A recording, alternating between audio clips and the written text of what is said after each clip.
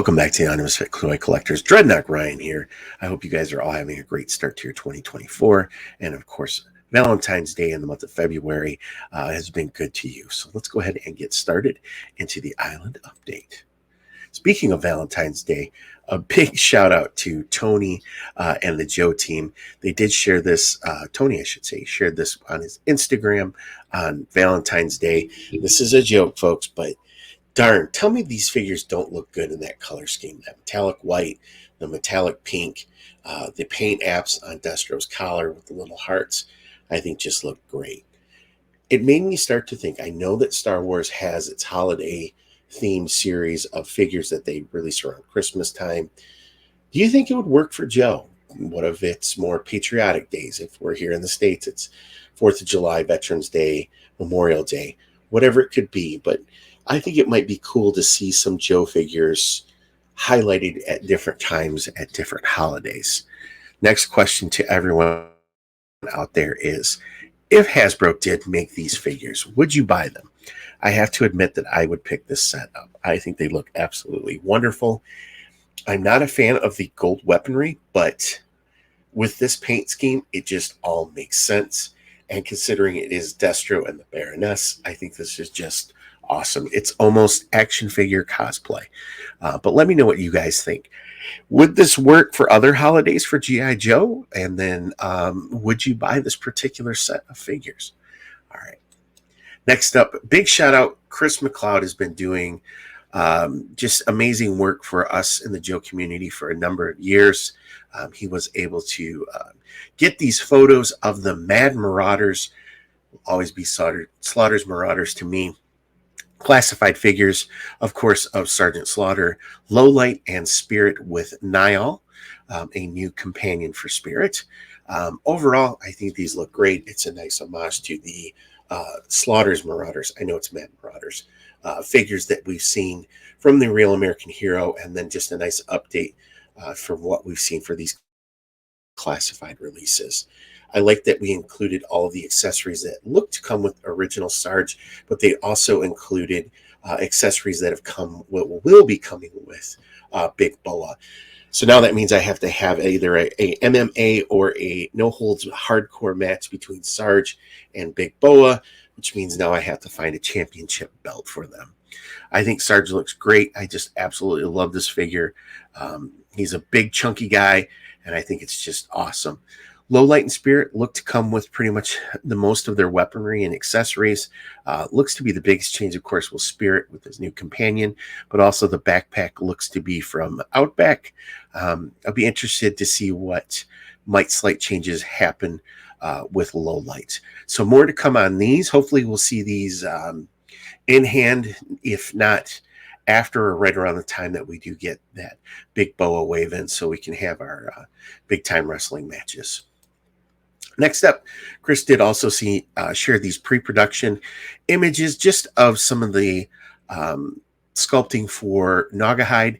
This, of course, is on the Zartan figure buck, but you can just see some of the design work that goes into these figures. Again, I think it's just amazing to see the thought process for some of these designers when they're creating some of these figures. These are 3D printed items, but it just helps the design team take from that 3D rendering, or the digital rendering, I should say, into pre-production samples. Once they get these all pinned down of what they're looking for, this will get sent to the factory so they can cut the steel for the tooling, and then of course send the samples back and forth until final approval. We also did get to see some of Doc's accessories as well as the head sculpts. Can't wait to get this figure in hand. Doc was always one of my favorites. And of course, we need that medic in the Joe team. Speaking of amazing sculpting work, a big thank you I want to send to probably one of the best people I know in the Joe community, and that's Carson Metaxas.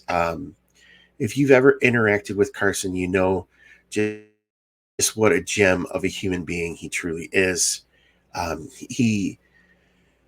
I know he's a busy man, but if you ever have a question, you just don't understand something, you can reach out and he will get back to you. He's just truly a good person, and we are lucky to have him in the Joe community. He shared 6 new sculpts that he had received in. Of course, these figures were designed by Mark Pennington and, of course, Ron Rudat. And the sculptor is Mike Good. You see the digital renders that we get for the classified line as an example.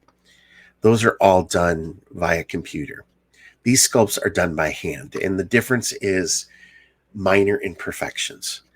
This is the human touch that we all had when we originally had our Real American Hero figures, because they were sculpted and designed just like Operation Recall is right now. And of course, what really sets this particular project apart from anything else, as these were all figures designed by the community. They were selected by Carson and his team, and now we're getting to see the fruits of their labor. Just the sculpting that takes place for some of these figures is just absolutely amazing. It is a true artist and talent to be able to do this, and I can't wait to see what these figures look like once they reach the production and we get to see some of these in hand. But Carson, big shout out to you and your team for Operation Recall. It's so cool to see the way it used to be done and then see what these figures look like in hand. Personally, I think these minor imperfections, the true human input is what makes some of these old O-ring figures so magical. And I can't wait to see what these look like when they're finally released. And then finally, onto some really troubling news if you're either a shareholder of Hasbro or just a toy collector. Hasbro did release their Q4 financials, and it was not good. The last 3 months of 2023, Hasbro lost over $1 billion. They also did a huge push to reduce stock, I believe by almost 50% from what they had. This is all part of their Blueprint 2.0 to get the company more lean and mean. So how does that affect us as collectors? Well, first off, we did see all of those items that made it to Ross and to any of the other discount stores like Ollie and stuff like that.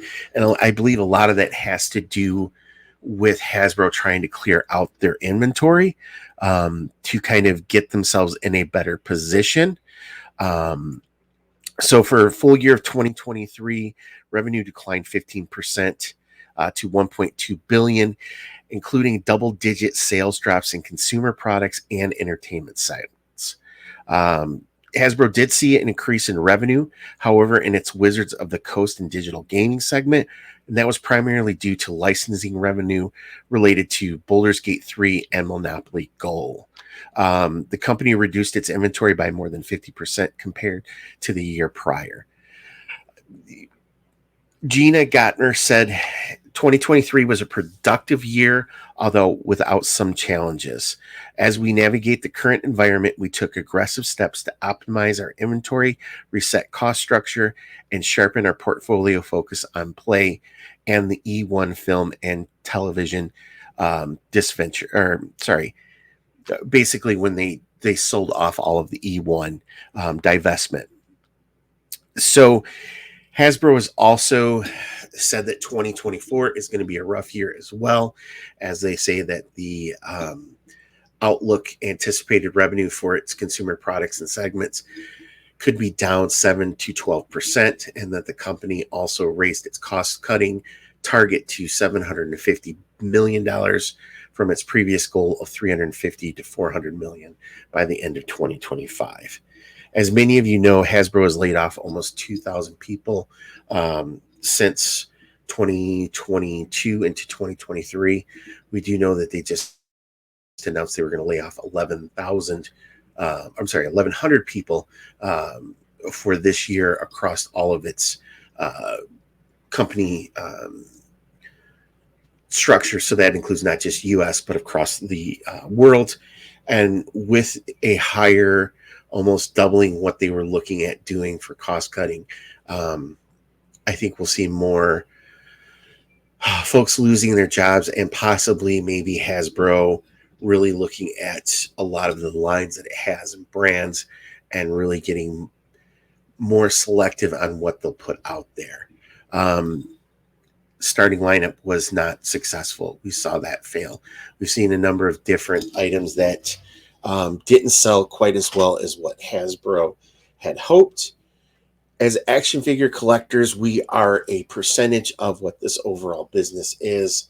We have to be honest, kids' toys sell more than what our action figures do.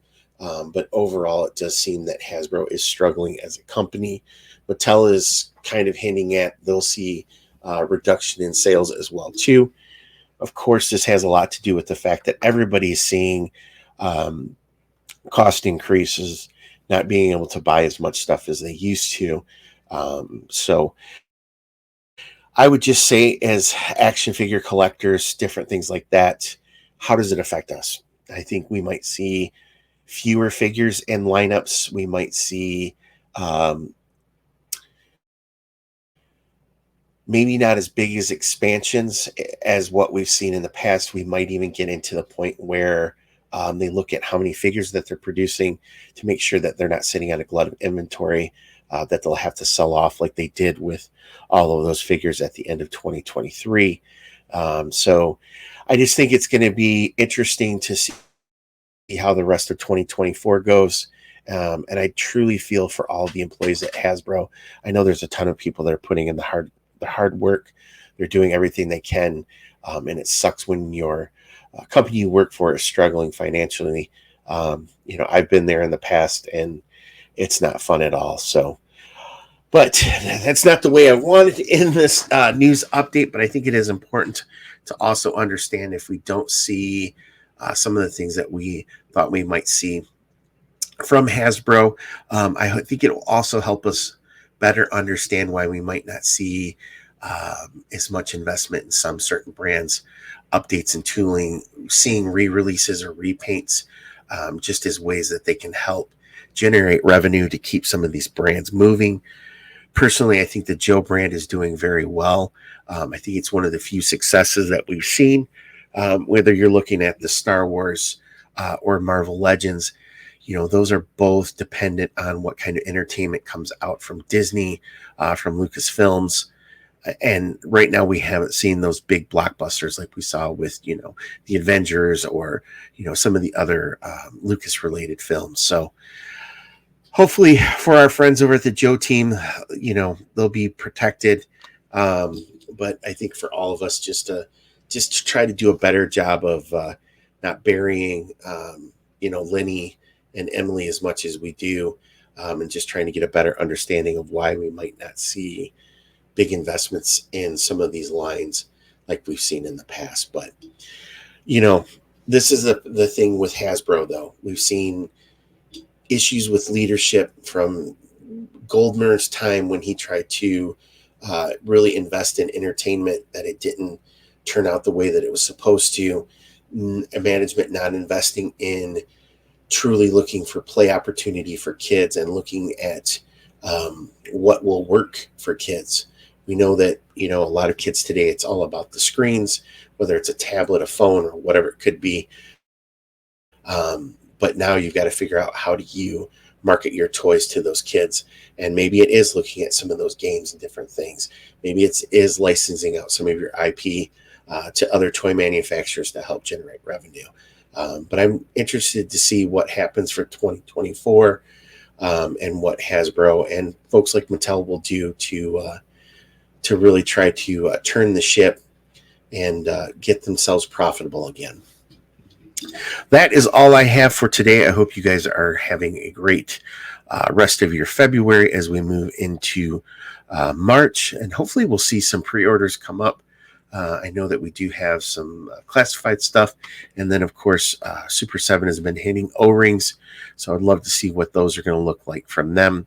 Our friends over at Delta 17, probably within the next, I don't say 4 or 5 weeks, we should be able to start ordering some figures from them. And then, of course, Grindstone and Skeletron have been doing some amazing work, too, as we're seeing some of those figures start to hit. So this first part of 2024 looks to be interesting, and we'll see what the rest of the year has to do. Thank you again, everybody, for the support. You are all just absolutely amazing folks here on the Island of Misfit Toy Collectors. I look forward to hearing from some of your thoughts on some of the items that we talked about today. But more importantly, yo, Joe.